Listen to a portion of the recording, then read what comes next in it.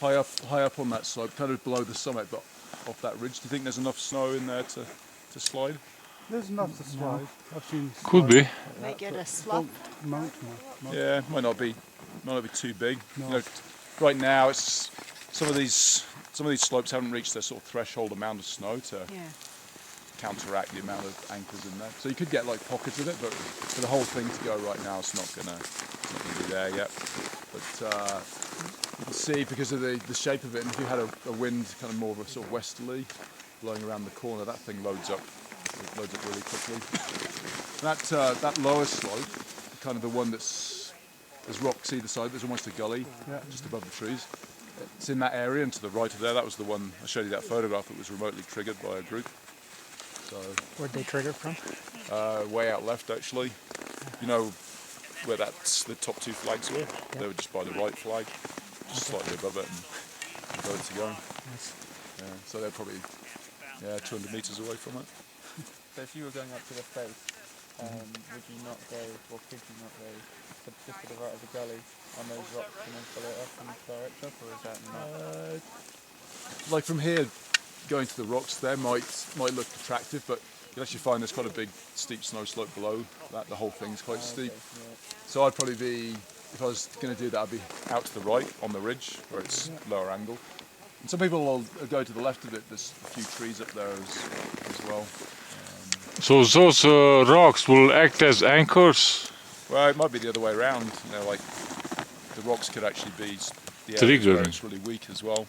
And you know, we sort of spoke yesterday about shallow snowpacks and rocks in the snowpack. So this sort of conditions we got right now, you know, if they start getting buried by more snow, and we had more faceting going on, you know, this is why it could be really weak. So the snowpack in here is really poor, getting really poor now.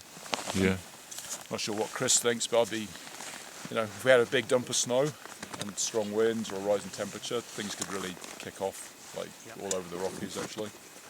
So we got the weak layer now, we just need that. It's probably the best thing that could happen would be a big dump rather than just little dribs and drabs. Pull everything out. But it probably will be just dribs and drabs. Cause it won't be the way we want it to be. Because it never is. Never is.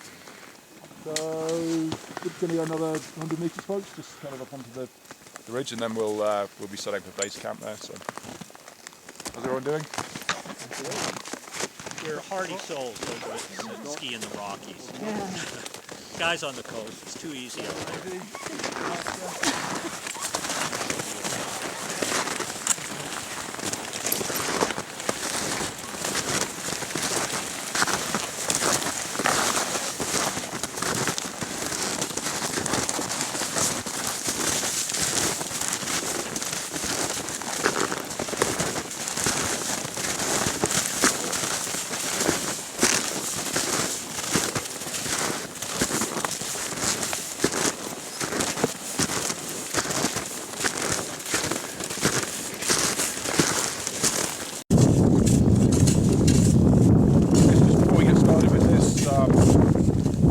Across on that face over there, anything of interest?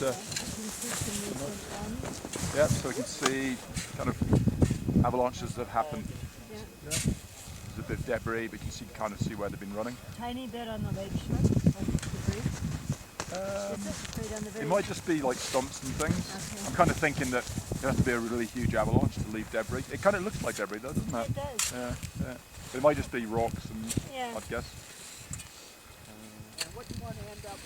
What about right at the top of the ridge line up there? Cornices, yeah.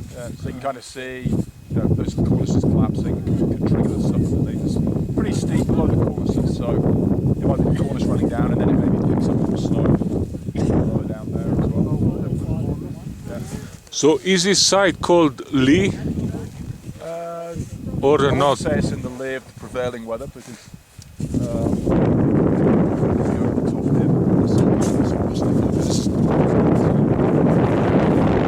of some storms, but it would have to be like a northerly.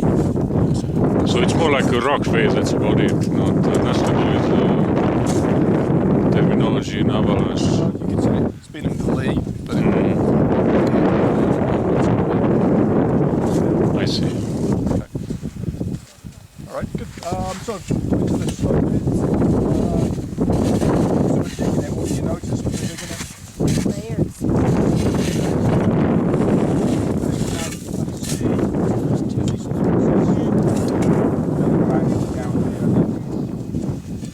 A little bit more sort of like we consider slope.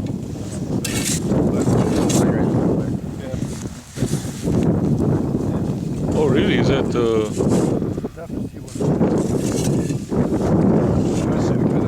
You can always switch around.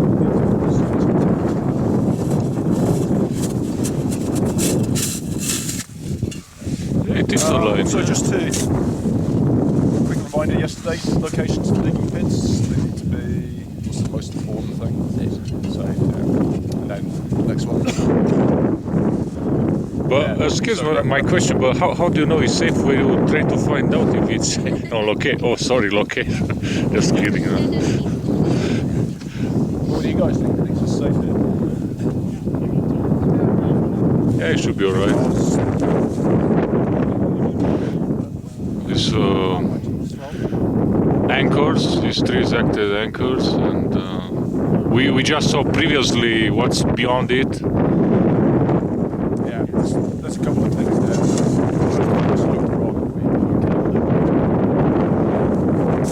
Yeah, like situations I think you can get into. It's going to go.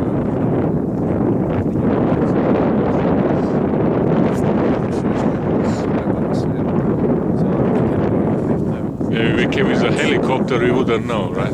Use a map. This one's lying down, but that's probably more of a function of the wind up here. These ones up here don't really look like they're too damaged, and actually it's more of a ridge. And then yeah, the other one representative of the information you need. So again, might not stop here if we want to go and do something. It's still information. And then the other one, it needs to be undisturbed as well. Yeah. So if someone's already skied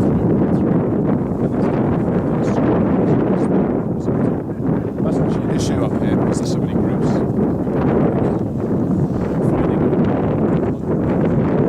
Stuff that hasn't been dug is actually quite hard towards the end of the season. So, kind of digging out straight now. See something. Then I just get a finger and what I've been looking for is some differences in the layers. So this one's soft, but it's very soft. It's quite granular.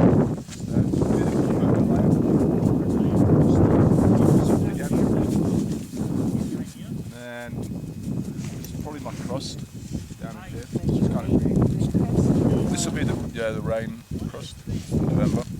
As we get higher up the mountain, that's actually going to disappear eventually because it obviously only rained to a certain altitude and then there would have been snow above that. Then it's almost like a laminate. We've got a few crusts. They're pretty soft, sugary layer down in the bottom there. Another way of doing this, you don't have to go out and buy one of these cards, like a credit card will work as well. Sometimes pick up further layers in there as well. But I actually quite like this prodding system. So when you have a go at that, what you're doing that, I'm just going to put some crystals on here. I've got a little loop, so if folks are interested, you can have a... Again, it's kind of a bit geeky. It's getting off the it's kind of interest as we were talking about. This is the facets at the bottom. Not the top layer. So yeah, jump in there and a bit of a dig around, and if you're not doing that,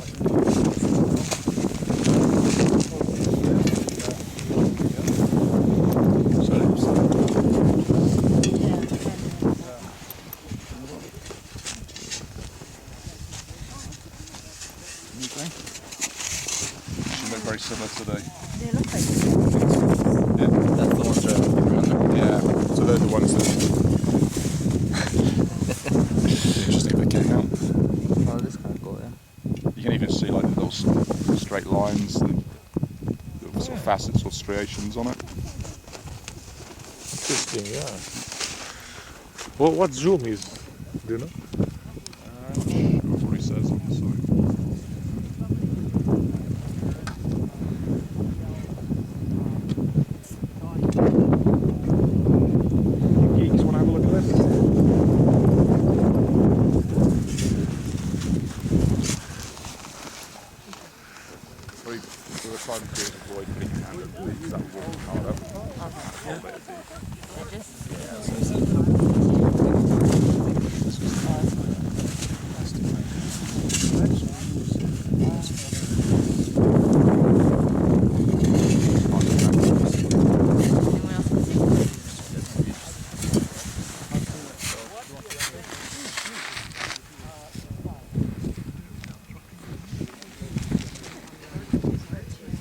dig down to the ground because we don't get huge amounts of snow here. And I'm always interested down near the ground to see what that faceted layer is like. But you can see it's faceted.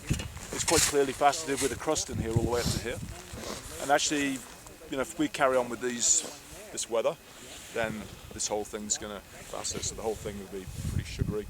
It's even starting to go. It's even like that now actually. Yeah, digging down to the ground. Now, if you head further west, then digging down to the ground's not going to fly. It might be very safe because all you do is spend the day digging, but you're not going to get anything done. So, how do I know how far to dig? What can I use to help me decide? Your probe. Yeah, what would that tell me? Well, like the information that you read on the internet. Okay.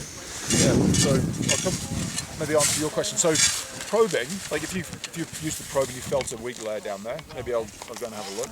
But I actually use the bulletins. And they'll tell me. They'll say, surface or layer down 60 centimeters.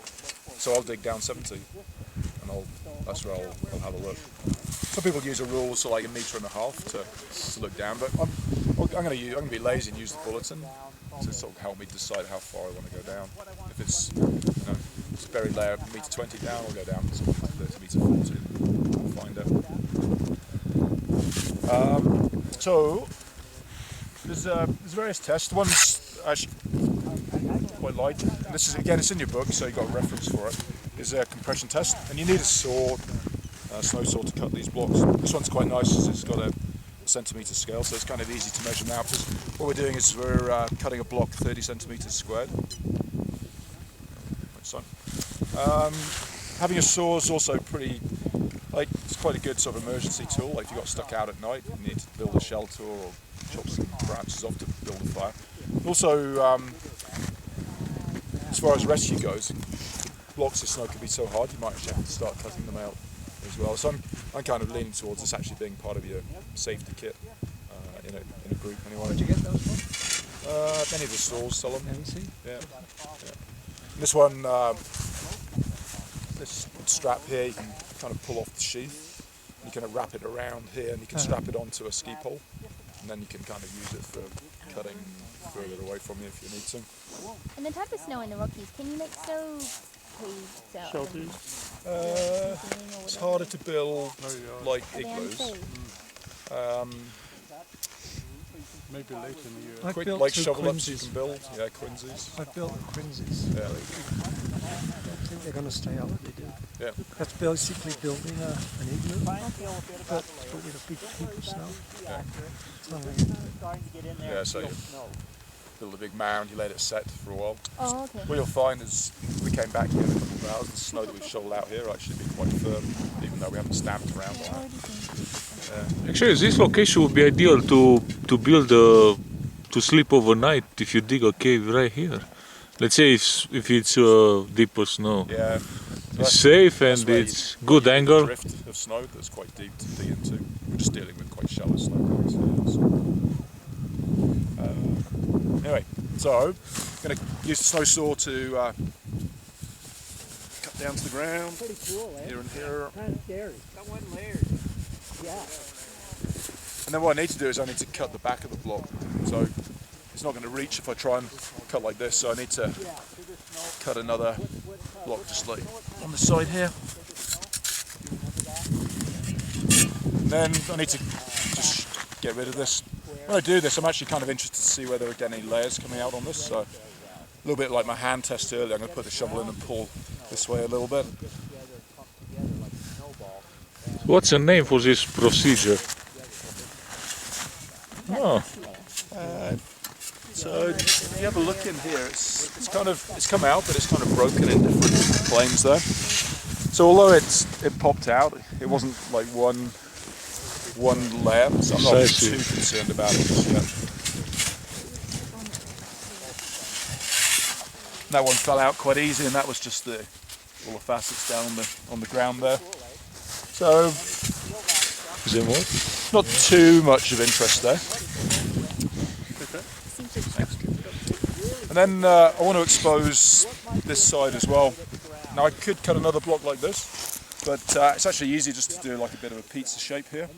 And when I cut this, if I cut in and down, this thing should fall out like that. So now I've got a block which is isolated on 3 sides, and then my final cut's going to be 30 centimeters back.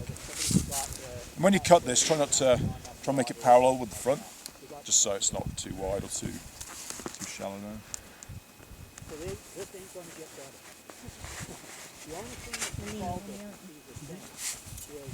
And then if the front of the block's really ragged, then you can just run the saw down here. Beautiful, eh? Apart from that little Yeah. bit there. It's neat. You work like Louise to make a sculpture? Yeah. No wasted talent. That's his nighttime job. That's his nighttime job. Yeah, don't put the gloves there, Adrian. Oh, That's our test area. all right. So when you're doing this, do take some time doing this. Like, if it's all over the place and leaning and things, it's not really going to give us an accurate result. So in the process of cutting this, if you had any failures, and what I'm looking for is a break, almost like that shaving foam layer where it slips on another. If I was cutting that and that happened, that's going to tell me it's like some really unstable snowpack. If that was the case, we'd have probably seen evidence of it already. We've probably got some woofing or cracking. And then what I'm going to do now is I'm going to start putting some weight on the block. So put the shovel blade on it, making sure I don't push the shovel above the cut there. What I'm going to do is I'm going to do 10 taps from the wrist. 10 taps. And it's literally just dropping your fingers. I'm not using any muscle here because if we do that, it's going to be different for everyone. Just literally weight. It doesn't feel like you're doing very much, but again, that's it's an important part of the test. So I do 1 to 10 there. Then I do the next set from kind of the elbow, and again, just dropping, no muscle. And that would take me up to 20, and then 21 to 30 would be a straight arm, and then dropping there. So the first 10, any failures in there, I'd rate in the easy range. This would be the moderate range, and then this would be the hard range. So when I'm doing this, I'm looking for a clean break throughout the whole snowpack. Any raw guesses? Not sure. Might get something down in here, but After how many? There was a layer. There was 20. stuff. No. From the elbow. Midway through the elbow. so nothing in the easy range. So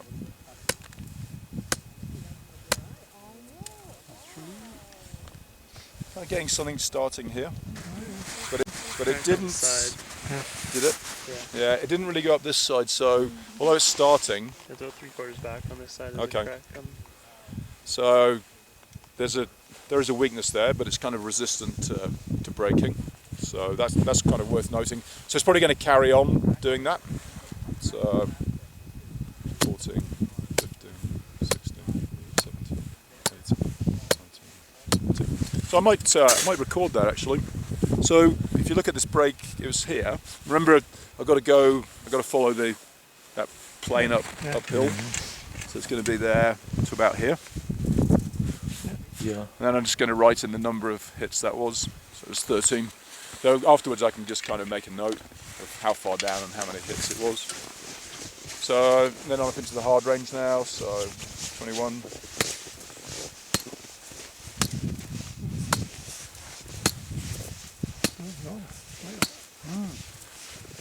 This one's starting to go, but it's a bit uneven there, it's more just breaking.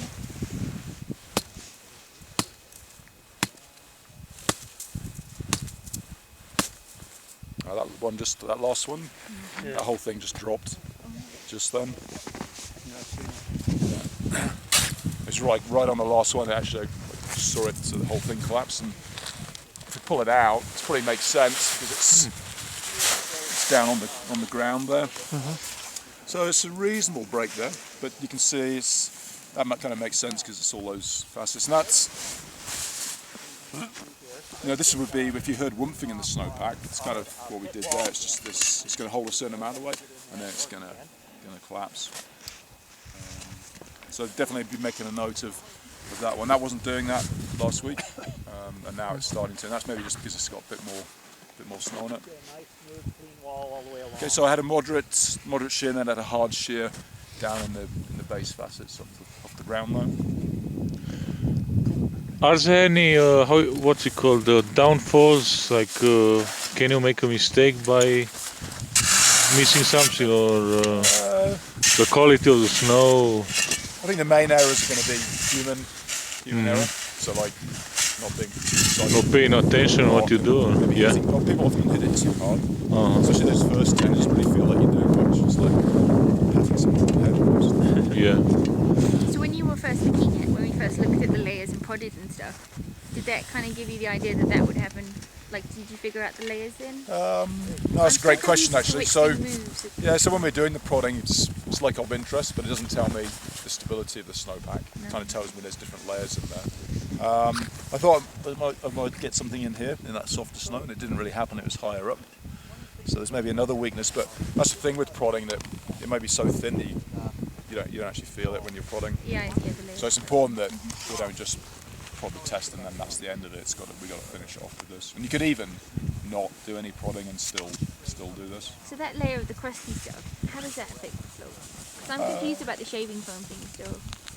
Well, now I wasn't before. Now I see this. I'm wondering which bit is the wood and which bit is the shaving.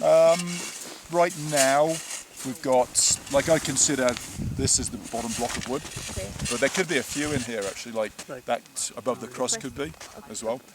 But right now we've got lots of bottom blocks of wood, and then we've got some shaving foam, but we don't really have that top slab on here. That's the soft layers. We've got some weak layers in there. Not the crusty layers. The crust layer in here, it might be like a bed surface that it accelerates on. But with time, that crust layer is actually going to disappear because it's going to kind of get eaten away. Come back here in a couple of weeks, it could all be facets, which should just be your shaving foam layer.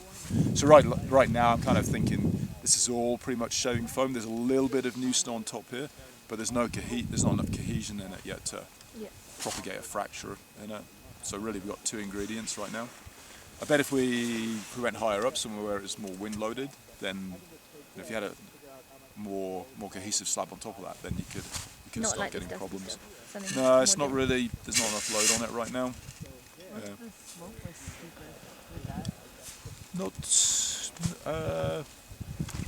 Wouldn't affect the stability. Would still be what you're seeing.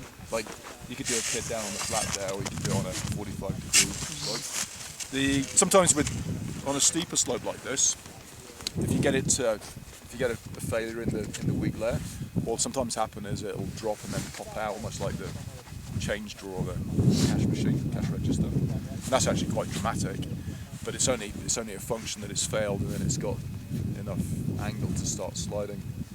You can still get that result on the flat, you just wouldn't get the displacement forwards, if you like. That's why I quite like doing them on slopes, just because you get that and then it pops out. It's like, oh, that's pretty relevant. Sure. So would you ski down here? Right now, yeah. Because it's just powdery stuff, like on the ski resort, right? Yeah. Saying that, if we went higher up, our plan was to go up on that top slope, then I'd be looking at it again for sure. Because you had that join thing, and then when you ski on that, the whole thing can come down, right? Yeah, or maybe it's overlaid by a more cohesive slab up there. Because in the bulletin they are talking about hard slabs. Yeah. It's just we're not finding it. It might be a function of it hasn't been windy enough here or not enough snow. And that's kind of the difficulty with writing the bulletin, is they have to forecast for the worst place, and we may not be in the worst. Well, we're not in the worst place deliberately. That's their job, is to try and get to the bad places to have a look at it. No, I found over the years of snowshoeing, anytime I've caught woofing, it's usually in the afternoon. Like, you're walking in the morning, and all this is crusty, you can go up it. You come down in the afternoon, it's crusty, but all of a sudden you woof right through it. It feels like the bottom layer is just melted, and you've got nothing under you.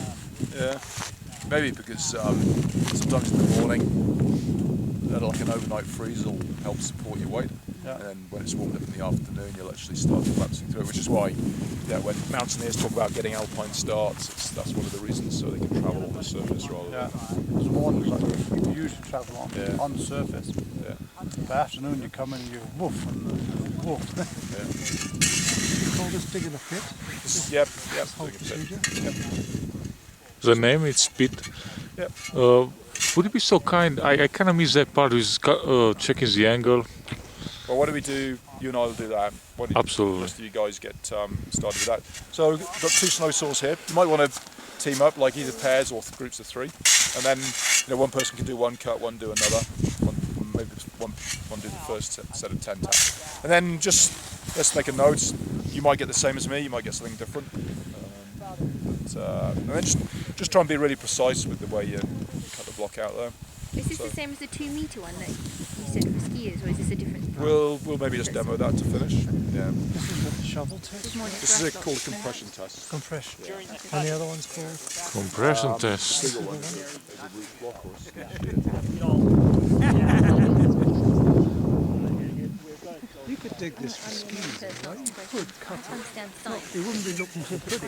Yeah, that's And it well, you could do it with a ski pole or something, but you're actually damaging the block. And Yes. if I've got a weak layer in there and I damage it, Why is Yeah. called when I tap it, it may not give me the result because it may have already been used. So guys, you've actually spent a lot of time just doing it for mountaineers who are on foot. We use 1 metre by metre to like really good effect. So it's actually the same process but just different dimensions. So a snowboard would be a bit smaller than a ski block. And it kind of, quite like this test, it kind of goes quite well. If I've done a couple of compression tests, I can do this, and it also helps fill in the hole because I don't want to leave the big hole on the mountainside really for people to fall in. Well, maybe I do, but best not to. So dimensions of this is 2 metres across, and then 1.5 metres.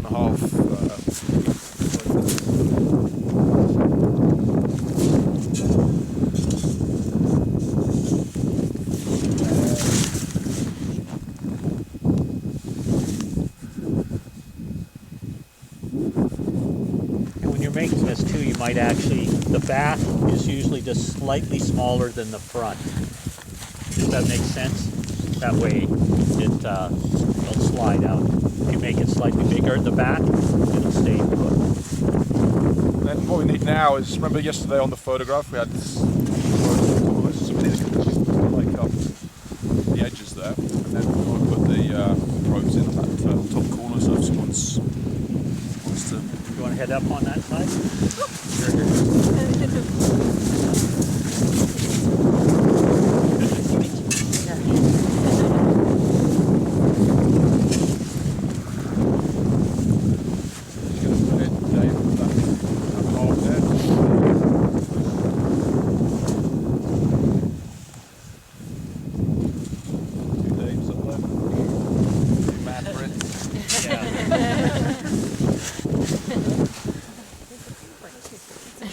It's usually a high fatality rate. Just get Paula in. Yeah. Send the bricks. Disposable, expendable. Oh, you got that wrong, Dave. Wrong way up. And then what we're going to do now is kind of throw the cord around 3 sides of that. You guys will probably have to pull it though. You can buy these cords at great expense, or you can buy 17. This is kind of a lazy way of doing it. Today it's not ideal. Like if I really wanted to have a good look at this, what I probably need to do is dig trenches up the side, and then maybe use the cord across the back. Because what I've got is I've got a hard layer in here, and this cord's not very good, especially at the top end of it, of cutting down through that. So I'm going to kind of cheat today and just go with what we've got. So maybe if someone wants to come in here, they can work with Chris there, and then you just kind of cheese wiring. Like Chris mentioned, we want to usually move the cord out to the sides at the bottom, just to make sure that the wedge is like this. And everyone understand why you want it wider at the bottom? Yeah, because it'll jam in if you... Yeah. If it's the other way, it's just it might fail, but it's just gonna sit on the blocks. There needs to be wedge like that. I'll put my skis on. Great. So what we'll do is this will be a push-pull. So I'll pull, and then you can pull. Right. Great. We're just going to stop. Keep tension on it.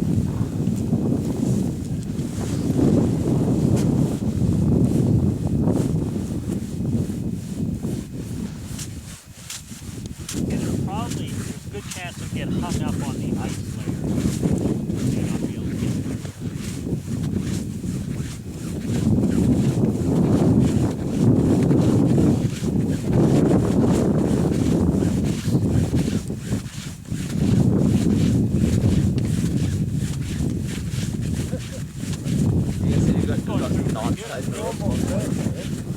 How are you guys doing up there?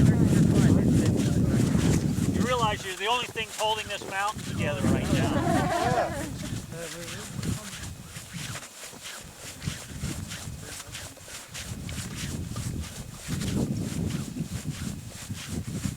Okay, and then you can just let go at your end there, and I'll just pull it through. Keep the probes in.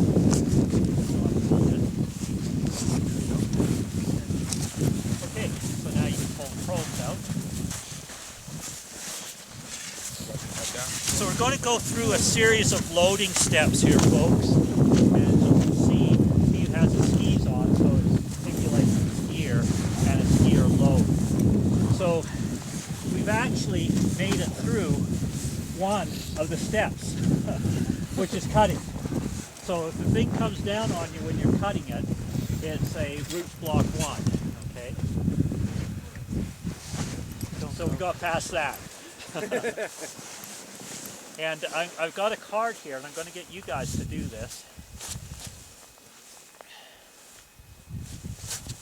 Who's got eyes that they... Steven. Under 40. Under 40 eyes? Who'd like to read? There you go. Okay, so you're going to keep track of this. What we're going to do is we're going to watch the approach. So you tell Steve what's the next thing he has to do. Is that just Yeah, that's these steps here. so number 2? Yeah. The skier approaches the block from above and gently steps down onto the upper part of the block within 35 centimeters of the upper wall. Okay, so Steve's going to come in carefully. What sometimes do up here is kind of like give it a little bit of a push and see whether you can get anything fairly. If it did fail, what would that be? That'd be a 2, right. So if it fails while she's coming onto the block or approaching it, it's a 2. So yeah, these are the steps you take. They're also a measurement too, because you can use that information to get some idea of the stability of the snowpack in this particular region. if you're doing this with the board on, I usually get people just to sit down here, lift the board on, and then gently stand up, rather than kind of sliding or jumping on. If you're doing it on foot or snowshoes, then again I'll get people to sit down and kind of stagger where the feet are, and then gently stand up. Because if you just step on one foot, you can actually just sink right down there. So with skis, it's a little bit easier. So I'm on the block now. The third one is, without lifting the heels, the skier drops from straight leg to bent knee position, pushing downwards and compacting surface layers. So And that would be a Rutschblock 3, yeah. So it's what he's doing there is he's going like this, and it's just a quick little drop onto it. It adds quite a bit of extra load. If you don't want to sort of go like this, sink onto it, that makes no difference. But you're almost doing, you're standing tall and then just letting yourself drop very quickly. Okay, so that was a 3. Doing good so far. Way to go, Steve! feeling happy now. And this one's trickier. Number 4, the skier jumps up and lands in the same compacted spot.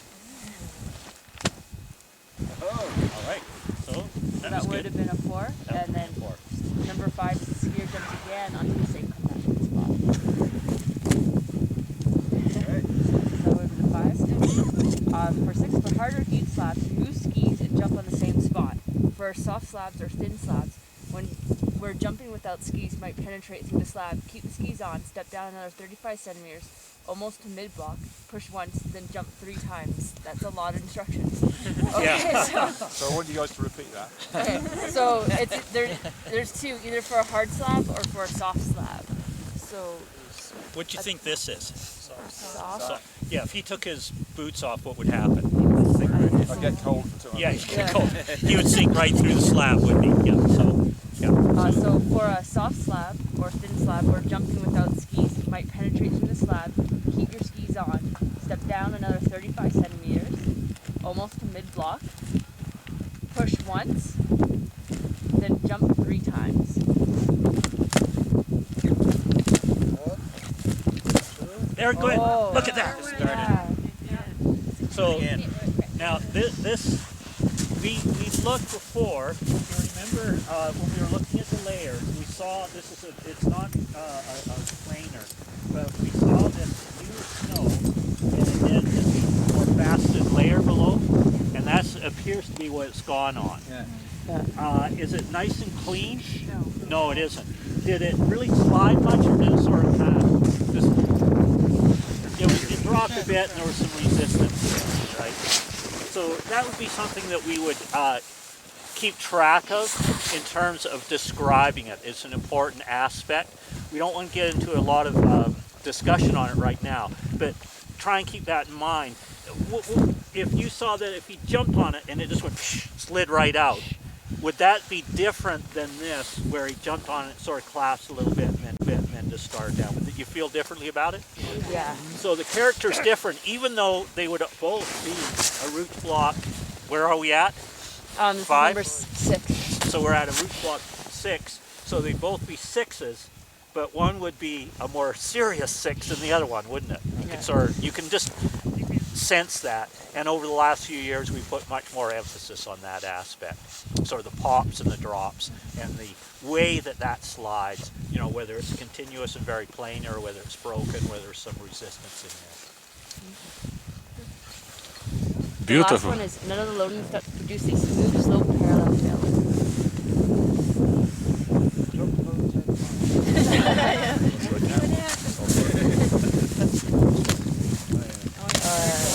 Oh yeah, that was nice. Yeah, he broke right. He eventually, if you go jump enough, you'll probably break through, and he was able to break through through the cross. But if you did that on our side, you wouldn't have gotten that far. You wouldn't have got up there.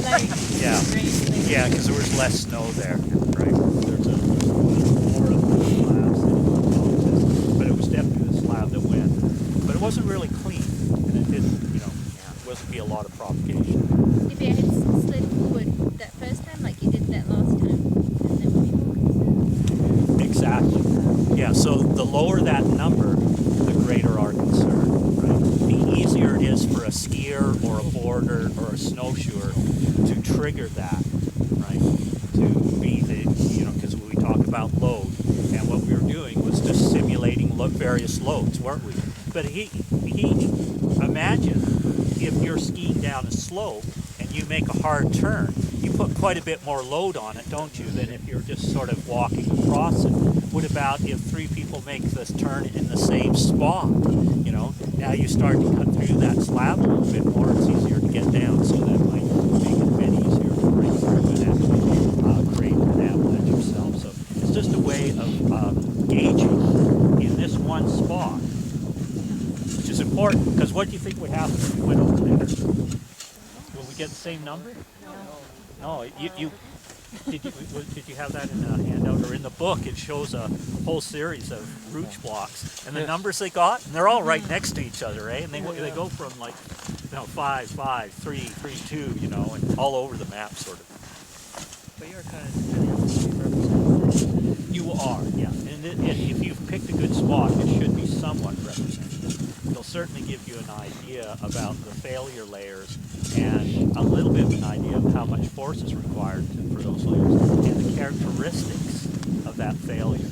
Did it drop? Did it slide really smoothly and pop off? Was it really plain, or sometimes it just goes like that? It's pretty.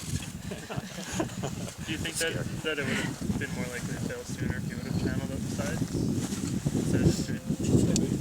Yeah, we could have cut that thing right down on the back, because you may not have actually gone through that, for sure. Yeah. So would you do this on a perspective slope that when you get up you're thinking about coming down it, or would you do it just to test, because if you go up, it might. That's a really good question. So what do you think? Would you do it on the slope that you think you might ski? Why not? Because it might not be safe. It might not be safe, exactly, yeah. But I mean, you're testing it for when you come down, or just For both, for traveling up and to come down. So you want to try and find a representative slope that's similar in incline, aspect, and what else? Elevation, yeah. But in a safe area. You also want it to be sort of similar in terms of weather effect. Does that make sense?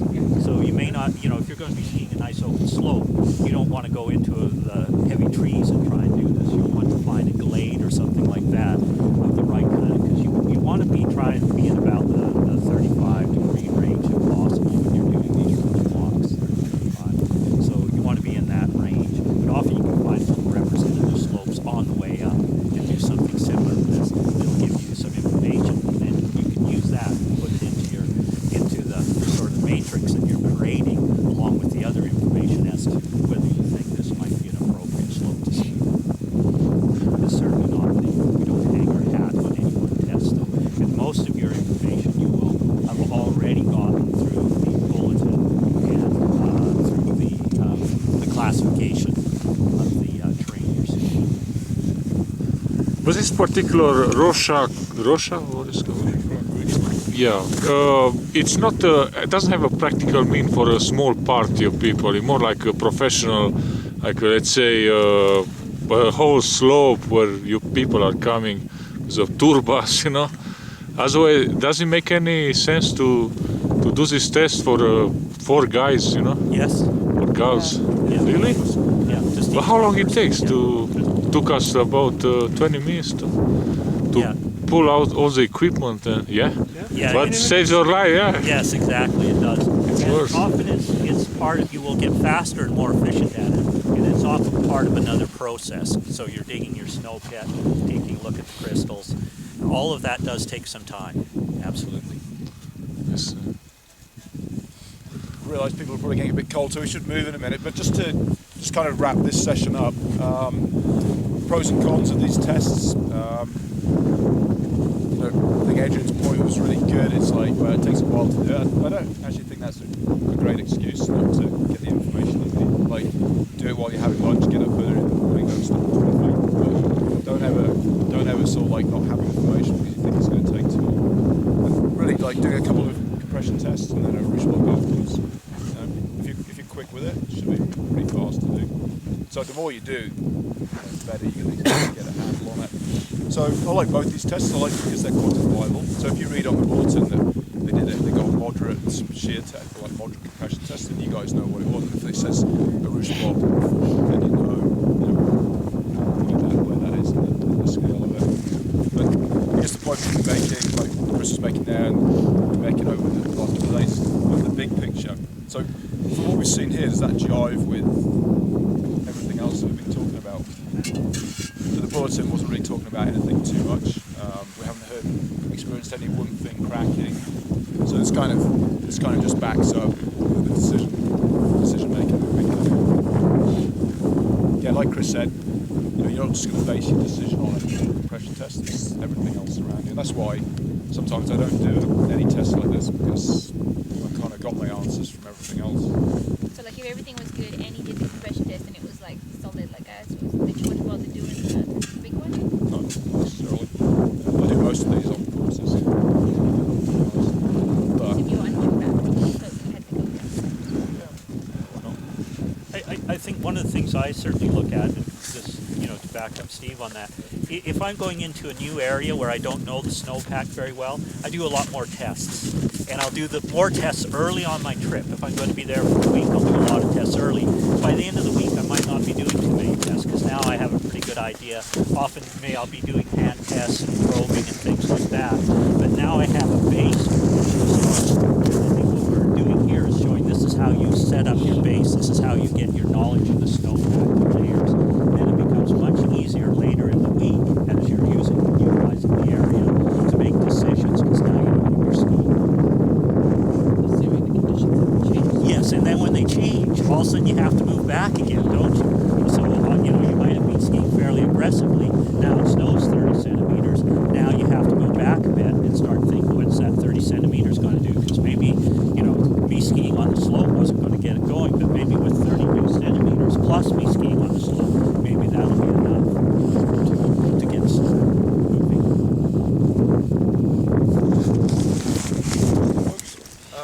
What do we get geared up? I'm just going to walk uphill get up to the top trees.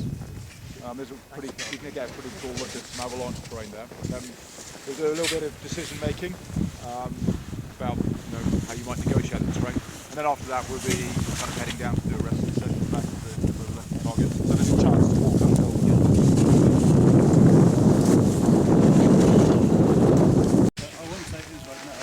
Okay, so try and get away from this. Like, one way of thinking about it, I could come up here in the summer and I could go, well, that's avalanche terrain, and this is avalanche terrain. Like, to me, summer or winter doesn't matter with the snow on it, it's still terrain. It's still steep enough, it's the right aspect. Then after that, we got to add, is the snow unstable? So my first question is this avalanche terrain? Yes. How do you know that? Steepness. Okay, so it's steep. What else though? No trees. Sorry? No trees. There's no trees here, but have a look at the trees around here. They're very small, as in they were knocked down and regrew. Okay, so it looks like trees could have grown here, but they've been hit. What about further over there? What can you say about the trees? Oh, they're all damaged. You can see there's a bunch. Yeah. So if you look there, you can see them knocked down, a few flag trees. These ones, the ones in front of us aren't great indicators for flagging, because probably what happens is they get covered up with snow and then the avalanche runs across them, so they don't get damaged until they're a bit taller. But if you look along there, there's tons of damaged stuff. So, like, yes, it is steep enough. Is it an aspect that would be in the lee of prevailing conditions? Yeah, totally. Yeah, like this is east facing, so this is just going to get loaded, and anything blowing around the ridge is going to build up here. And remember that we showed you the photograph of the slab that was remotely triggered by a group? Yeah. This is it. Oh, really? Cool. They triggered it like way over there, like 200 or 300 meters that way. Oh, really? Yeah, fractured here, and it kind of just pushed into the trees. It didn't actually go through the trees, it just kind of pushed up against them. So yes, it is avalanche terrain. Is the weather contributing to instability on that slope right now? So it's windy, but is it blowing snow onto it? No. And it's not. It's in the shade, so I'd actually say no, it's not. And then the other question: could the snow slide? Not in a slab fashion, Well, just maybe point release. From what we've seen today. Yeah.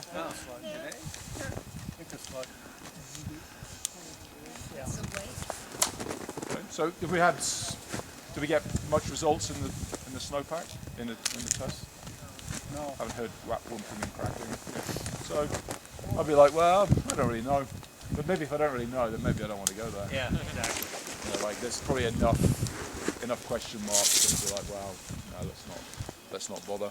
And that's kind of that perfect day. Is like, well, I'm not sure. Maybe I haven't seen enough yet to make a decision because I know it's avalanche terrain. Yeah. And if I get it wrong, I'm screwed. Okay. But you've got a lot of black spots with rocks and everything, so you haven't really got a lot of snow on this. There's not a lot, no. Like maybe. You don't know how big the rocks are either. Well, no, we can see. Maybe in some of those gully features, But yeah. there might be enough there. Yeah. Over in that gully you can see it's quite a drift of snow. Okay. Well, tell you what. Yeah, go on. Well, just one other thing, because I thought that was a really good observation. When you look there, what would you suspect the snow distribution is up there? Is it even distribution or uneven? No. Very uneven. Very uneven.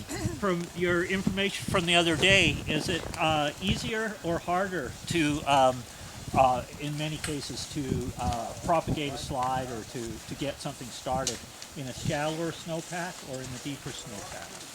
Oh, probably harder. A little harder and deeper, but it's often easier. The snow's thinner, and sometimes at the edges, so often it can be a little bit easier to actually get it started. So you may find that maybe in the skiing in the middle you may not get much going, but you ski off to the side a little bit by one of those rocks where it's a bit more shallow, and you might just hit, that sort of that what is sometimes referred to as a sweet spot, that little place where you then can start an avalanche that can propagate. So I'm always a little bit nervous when I see really uneven terrain like that. That makes me quite worried about it because I know that there's going to be areas where it's real thick and areas where it's real thin. And it's easier to pop through and get that thing initiated, that slab potentially, where it's a bit thin. That would be another observation I'd make. That particular slope besides the other. And you've kind of right in the middle there, it looks like there's a bit of debris that's been covered up. See the chunks just above the trees. You can also look at the texture of the top snow. It looks like it's been wind affected as well. So maybe the wind's been strong enough that it's been stripping a bit of snow from that. It's really sort of smooth and pillowed. It probably means it's, it's pretty loaded in there. So maybe in these small groups there is, let's have a little planning exercise. Say we want to carry on along, the trees there and get to the far end, maybe heading towards where that flag was, which is kind of beyond those trees just there.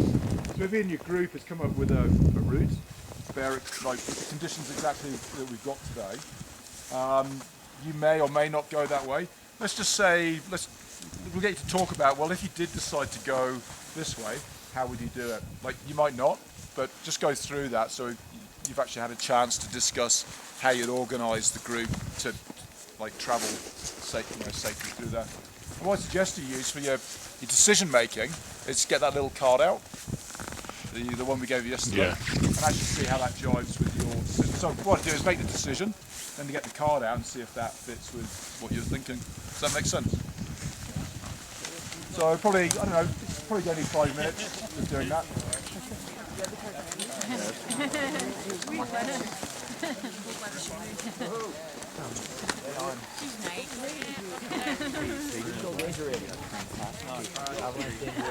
Maybe that's all I want to do. For other people who want to, go and ski steeper stuff or board steeper stuff, then your experience is going to have to match the terrain you're going into, and that might be doing more courses, doing more reading, but I guess at the end of the day it's just getting out and doing what we've been doing today. It's just like looking at the snow and your observations and practicing things. And just because it's the end of the course, it's a course sort of put on by YAM, so you could use this as a resource. So if you've got questions about terrain or conditions, give the office a ring. There's often guides working in there, so they'll be able to help answer any questions. And I guess a pump for YAM, it'd be great to came back on some of our other courses, either the AST-2 course, or if you're interested in ski touring or rock climbing and things. So. What do you do on the AST-2 course? It's a bit more theory, but then lots of travel. So, actually getting into situations where you've got to make real decisions and touring and things, and then coming up with hazard evaluations, writing those up in the evening and things. Oh, okay. Yeah, that's kind of the idea. 4-day course? Yeah. That one's strictly for ski touring? All split boards. Yeah. We haven't put anything together for snowshoeing, but we could definitely do that. Ice climbing? No, nothing. Not into ice climbing. No, not specifically. Okay. With that, yeah. Basic ski touring. If they fall off, they're just at the bottom. Cool, well we can head down. I'll collect the gear when we get there, and then we've got certificates for everyone, so you all passed. Well done. Good job. Any other questions? Or? No. Thanks, Steve. No. Thank you. Yeah, No, it's fun. thank you. It's nice being out today. Well, why don't we grab our gear and we can head down. Maybe someone could carry one of those lids down for me. That'd be help. And we'll just meet back at the van. Yeah.